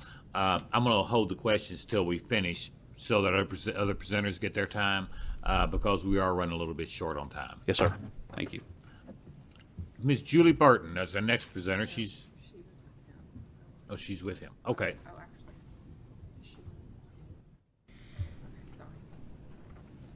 With Citizens Voice of Mason County Incorporated. Yes, hello. If you would introduce yourself for the record and then start. While she's doing that, I don't have PowerPoint, so I thought I was sharing the time with Will. So this is great. I've got a little bit, maybe 1 or 2 more minutes myself. But I just want to introduce myself. I am Julie Burton. I'm the Vice President and Co-Director of Citizens Voice of Mason County. Some of you might remember when we were here, even in 14, about the wind turbines. Some of you might remember our beloved Joe Peffer, who was our county judge executive, and unfortunately he passed away in the night of the first day we were going to have our first Zoom meeting over solar. So that affected a lot of this, and luckily his sons got involved, and a lot of us have gotten back together and talked about this, researched it heavily, people losing sleep, nights of sleep lost, to really learn what's really going on behind the scenes and how much this is really going to cost to decommission and so forth. I mean, I've got some numbers here. They're from New York. I mean, up in the millions and millions of dollars to decommission. And I want to ditto just everything that Will said. I mean, we have some of the same people that we're working with. And I just want to share just a couple short anecdotes from some of our meetings. Okay, if you can make it brief. Yeah, sure. Yeah. We meet at like one of the local guys, a nice barn. We have room to set up tables and everything. And people say things like, I'm going to be surrounded by on 3 sides. And they've talked about numbers like 30 feet from the property line, 50 feet from the road. I mean, those are just all up in the air right now. Our county in Mason County, Kentucky, is just on the first draft of the ordinance. But, numbers being thrown out like that make the public curious about all this, and it's just a big concern. And I want to thank you all for everything that you're doing to regulate it and make this good for farmland, because it's all about food production. We don't want to lose our farmland that we need in the future for food production to something that might not be beneficial to the most of us. Thank you very much. Thank you, Julie. Mr. Mark Walter, the Director of Legislative and Regulatory Affairs for Savion. Mark's good to see you again. Yes, sir. You too. If you would introduce yourself for the record and proceed. Absolutely. Thank you, Mr. Chairman. My name is Mark Walter. I am the Director of Legislative and Regulatory Affairs for Savion, LLC. Savion is a utility-scale solar and energy storage development company. We're based out of Kansas City, which is where I live. I am very grateful to be here today, particularly with the Ag Committee. I am the first generation of my entire family for, six generations now to not be a farmer for various reasons due to the economic squeeze in the 1980s, but I do what I can here as a solar developer to support the community. So Savion, as I said, we're a utility-scale storage developer. We do not own and operate the assets.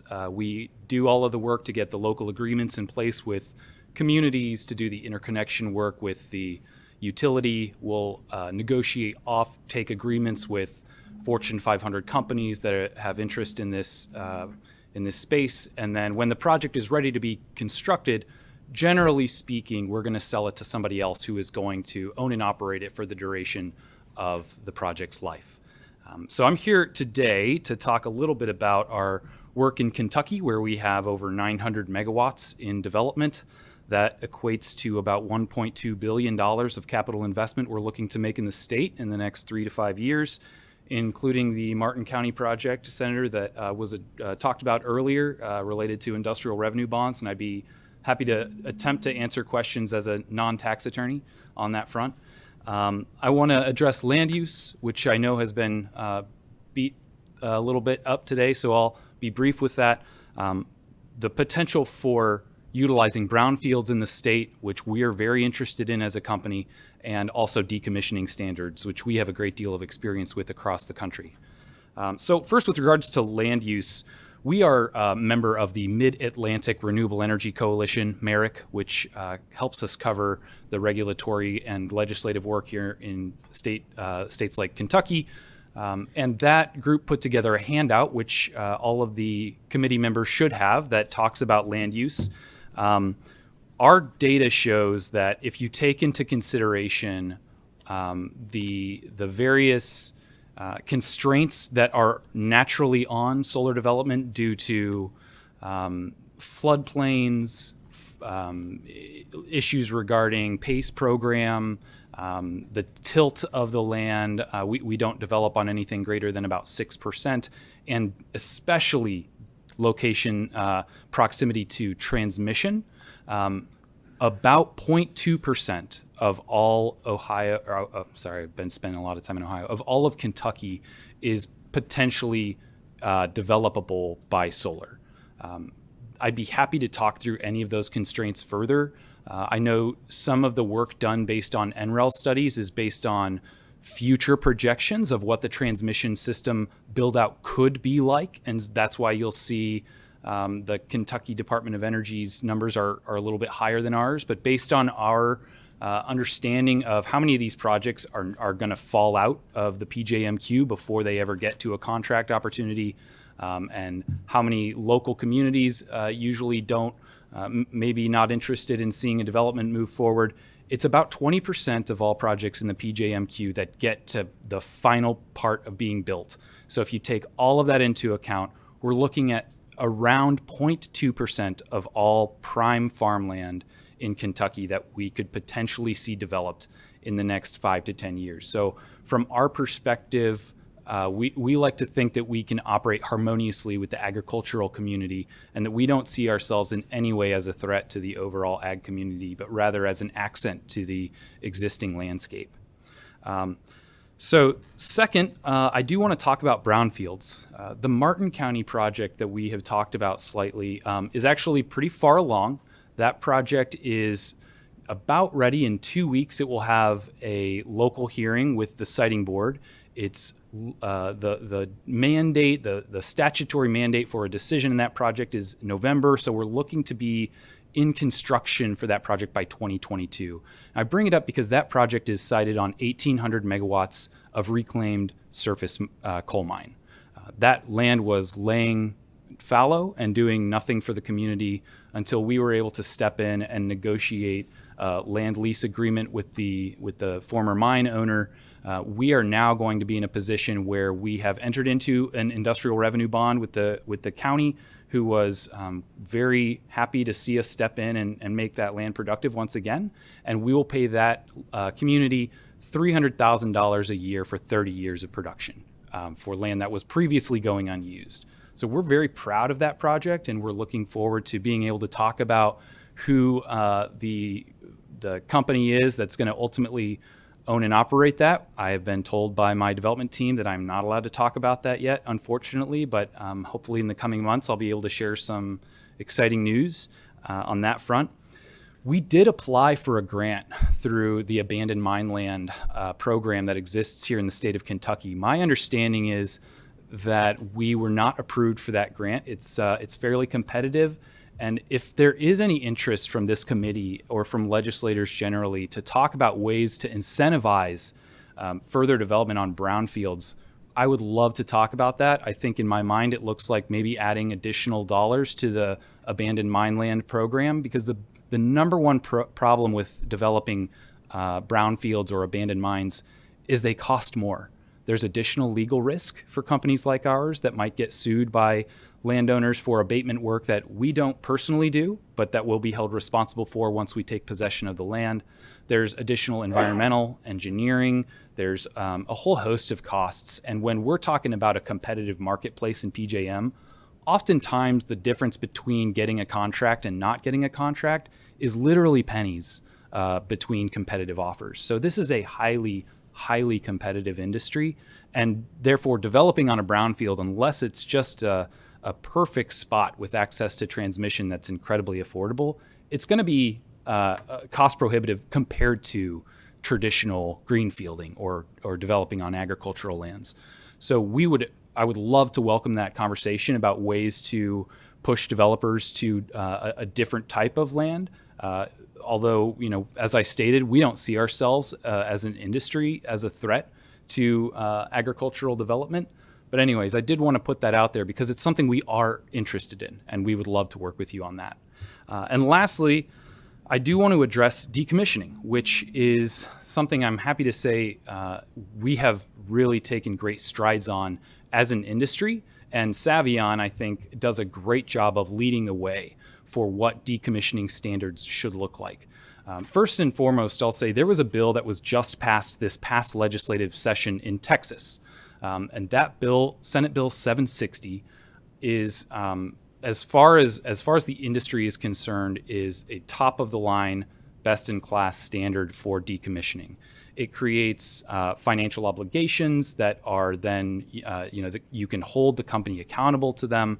It creates standards for what salvage value can and can't be counted, and how frequently you have to update that salvage value, which pertinent to your question before, Senator Hornback, is every 5 years by an independent third party. And if for some reason the value of salvage goes up or down, or the amount of decommissioning money goes up, we are required as a company, or whoever owns it is required, to top up that bond to make sure that there is zero chance of a rusty solar field getting abandoned at some point in the future. So there are a whole host of issues related to decommissioning that I believe as an industry, and as several states with lots of solar in them now, have resolved. So recreating the wheel isn't something that the state of Kentucky will be required to do. And again, Senate Bill 760 we think is great. One of the things that I'll say that Savion does that is beginning to be an industry standard is our decommissioning standards are not tied to the permit. They're not tied to the owner. They are tied to the lease itself. And so the landowner, no matter how many landowners we have, or who eventually owns the land, that land itself has decommissioning requirements attached to it. And that is going to be, I think that's an important step to bringing trust and transparency to the communities where we're developing, and development only moves at the speed of trust. So from our perspective, it is incumbent upon us to be transparent, to talk early and often with the communities where we're doing development work, and make sure that they can have the trust that they need, that we're going to be there. We're going to pay significant amount in taxes, and then we're going to operate with no sound, no smoke, hopefully as hidden as we can be, depending on the particular situation. And that's what we're here to do. And I really appreciate your time. If there's any questions at all that I can help answer, I will do my absolute best. And if I can't answer them myself, I will happily put you in touch with somebody that can. Thank you. Mark, thank you for being here today. And you've been more than helpful to me in the past, and meeting with me and talking to me about other things. And, what we're here for today is try to find that balance and make sure that we do achieve that with agricultural land use and for solar too. So thank you. And I hope you can stick around. We are going to wait till everybody gets done presenting to go through questions. Yes, sir. That's okay. Thank you. Thank you, Mark. Our next presenter is Emily Williams, the Director of Development for Kentucky. Regenexx Solar. Thank you for being here today, Emily. If you'd introduce yourself for the record, and you may proceed. Yes, thank you, Chairman. Like he said, my name's Emily Williams. I'm the Director of Development for Kentucky with Regenexx Solar, and I'm very happy to be here today and be able to have the opportunity to speak with you all. So I was going to start with why solar, why here, why now, but I think you guys have gotten your fill of that at this point, because we've had several speakers who have really been able to speak to those points really very well. But there's just a couple points, if I may just reiterate. One of the things about solar is, and I have a coal experience working for an electric utility for 10 years myself, but it's interesting how solar has come along. And if you look at the levelized costs of electricity, which is when it compares every single resource out there, electric, natural gas, even our friends in nuclear, and solar, over the life of the entire facility, solar is our cheapest cost of electricity. So that is why you are seeing this come aboard so much. It doesn't have the resource capability that a coal-fired unit does. It's not as stable, but it's something that is continuing to be mixed in. There's corporations that are certainly interested in them, but you're seeing more and more utilities increase their desire to have more renewables in their mix of their portfolios. Additionally, we talked about the why here, and so much of the solar build out in Kentucky is happening in that PJM area. And it's interesting because I know Kentucky is so full of pride for its energy background and having these resources be such a big part of your economy for so long. But in the PJM area, of Kentucky, that it's actually a net importer of energy. So one of the things that is so great about these solar facilities being located in your communities is that the benefits from these projects also flow into your communities. So it is the economic impacts, it's those construction jobs, and the construction of a utility scale solar facility can last a couple of years, and then you've got all the supply chain benefits associated with it. I've built a number of solar facilities in my time and operated them, and I'll tell you, the heavy equipment rental facility businesses, the landscapers, this is a lot of grass to mow or to take care of as pollinator mixes, seed companies. There's a lull needed all the time on something. So there's a lot of other supply chains that are benefited from these projects. And then, we've modeled too on the operations side, and we're talking 25 to 40 years for operations, about 6 jobs that would be per 100 megawatts for these types of facilities. So if you think of how many megawatts we're talking about today and you do that multiplication, it's not a small number. It's not quite the same as a coal-fired facility, but at the same time, it is high-paying electrical jobs, communications, computer science. I just spoke with a graduate student at Kentucky State University the other day in computer science, and she's really interested in working for these types of facilities. So those kind of job opportunities are out there, and we'd like to have a lot of those benefits flow here in Kentucky, because as the nation's energy portfolio is changing, we'd hate for those projects to be elsewhere and then just the power come into Kentucky and you guys lose that economic opportunity. So we did talk too about why are we in very specific areas, and it really all does flow back to looking at the transmission assets in those specific areas. So we're looking at the transmission, and then we're looking at the capacity on those transmission lines. I have a lot of conversations with folks in communities that they do have understandable concerns that there might be panels everywhere in a county. But the truth of the matter is there's only so much capacity on a single line, and to build much more, that would cost too much. So there might be only opportunity for 1, maybe 2 projects to come into an area just based on those transmission assets alone. So I like to point that out too. There's also been, I know Tom Fitzgerald specifically made some really good comments about getting the community involved, getting them knowledgeable about solar and what the project's going to look like and how this can impact the surrounding community. So I like to speak to that because I really do find that's Regenexx's soft spot, if you will, or really what we try to be as a community-focused solar developer. So a large part of my job is just getting out there, and we host events to educate folks on solar, but sometimes people don't come to you, so it's like, okay, we'll go to them, because I know that people have questions, and maybe just one-off conversations at a golf tournament or a chamber annual dinner might be beneficial to them. And I've been able to have several of those, and people really kind of calm down because I understand that this is new. It's a new technology. That land that they're used to, it's been in their family for generations, and we're talking about a potential change to it. That's a scary thing. I'm from Indiana. We don't like change. And so I get that. And we do. So we try to have this as public facing as possible. But at the same time, I hope folks do understand, surely in each of your districts, you've worked with amazing economic development opportunities. And sometimes the developers are saying, unfortunately, we can't come out with all of the details yet because we're still trying to select our site or figure out what this facility might look like. It's a very similar process for us as well, where we might have interested landowners, we might have an interconnection position, but we don't know what your ordinance is going to look like yet for setbacks.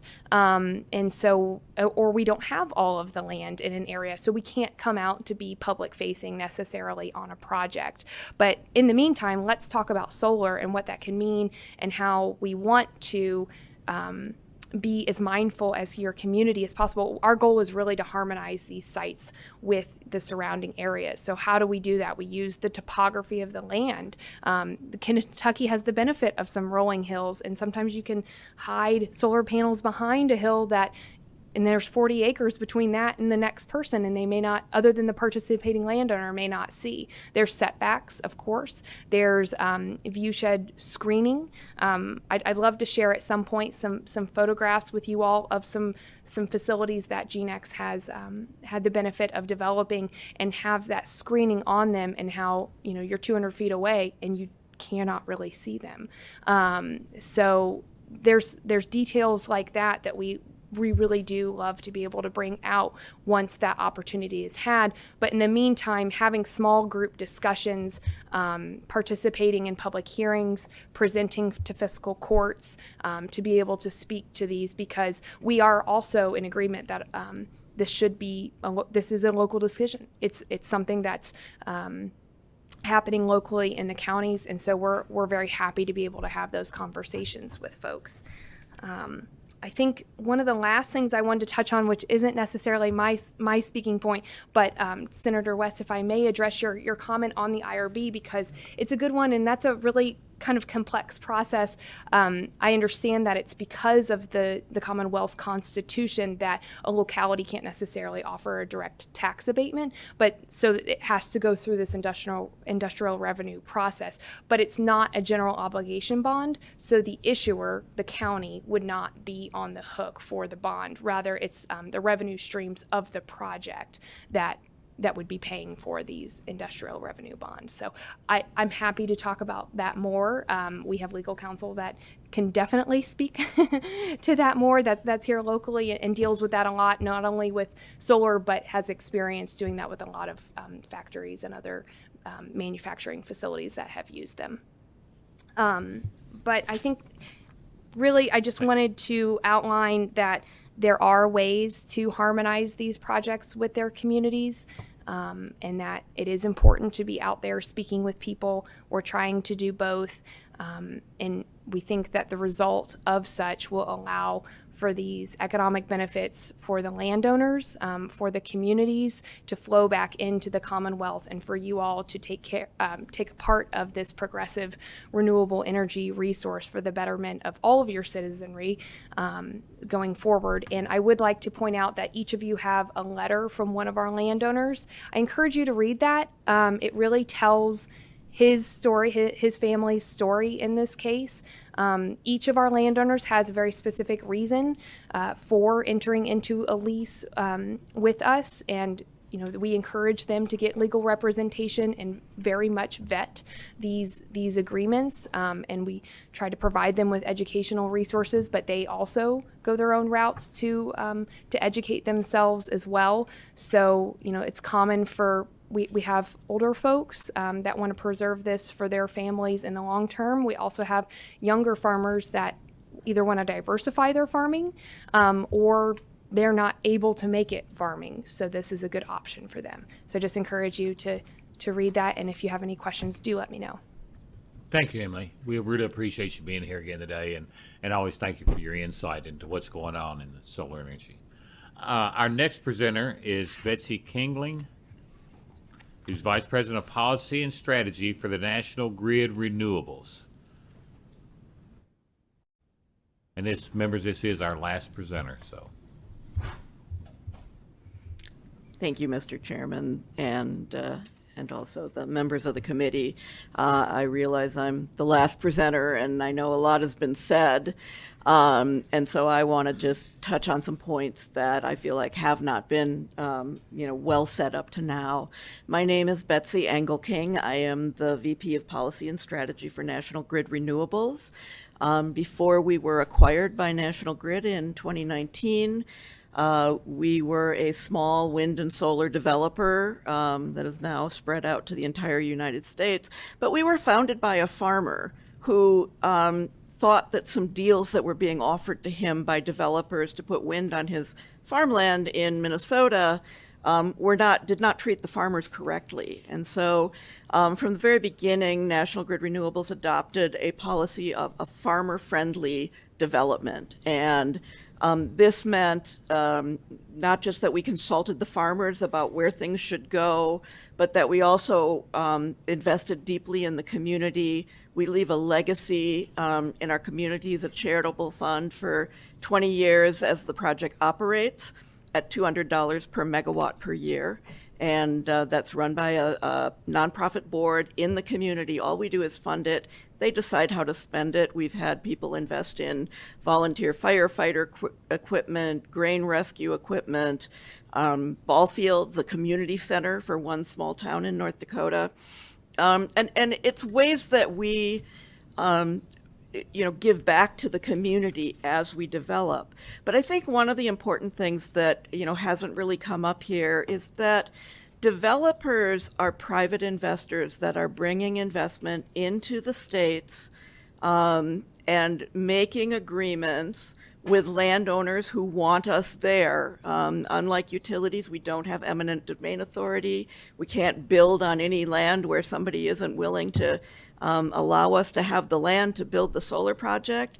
And we value those relationships, and we value our relationships in those communities because without them, there's no business for a developer. And as a result, we work very, very hard to make our presence known in communities. We don't necessarily hold a public hearing before we start acquiring land, but we usually do hold an information meeting, and we send notice out and we bring people in and we let them know we're interested in developing and what are your concerns and who might be interested before we even start going out and signing up land. We talk to local government officials before we file site permits with the state siting board. These are the kinds of practices that allow us to build projects that are well accepted in Kentucky and in other places where we've developed. The last thing I want to do, I think, is just to clear up a little bit about some of the decommissioning confusion. And when we talk about decommissioning bonds, we're not necessarily talking about, revenue bonds that anybody's on the hook for. It's more like an insurance policy that is paid for to make sure that the money is there to take everything out of the ground when we leave. And, it's very interesting. We haven't talked extensively about the development of solar projects, but solar projects are very friendly to the land. We put the poles right down into the soil. We don't pour concrete or footings or anything like that. After the project's done, we lift the poles up and the panels and we just take it all away, whatever we're doing with it. We make sure that any electrical is buried deep enough that it does not disrupt agriculture processes. And, really, I think one of the important things about farmers that we do business with, we've talked a lot here about trying to preserve prime farmland, and we really think that a lot of the development in the renewable industry is about helping to preserve farms. The opportunity for a farmer to lease some land for a fixed payment over a period of time in order to develop an energy project, and farm the sun or farm the wind, as that might be, is valuable to them it can allow them to continue farming the rest of their property, to keep the farm in the family, to do some things like that. And so I think that's an important aspect that I'd like you to think about as you look at people who are bringing investment into Kentucky, leaving tax revenues and jobs, and working very hard to be compatible with the community, with the neighbors, to develop responsibly, and to not try to overrun the state, which is, I think, what is sometimes intimated that we're doing, but it isn't really happening. So I appreciate your time, and we will stand for questions. I think all three of us, last three speakers, would like to join together for any questions. If you'd like to come back up, Mark and Emily, and see if members have any questions.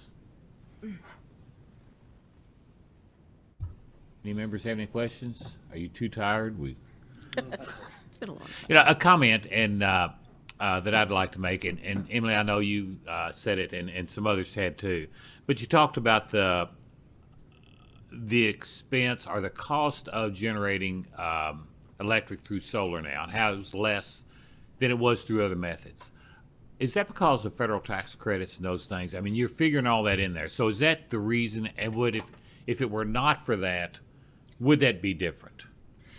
Mr. Chair, members of the committee, I think it's, I think first of all, it's fair to understand that every form of energy generation receives some kind of a federal subsidy. Exactly. So, we don't stand apart with investment tax credits.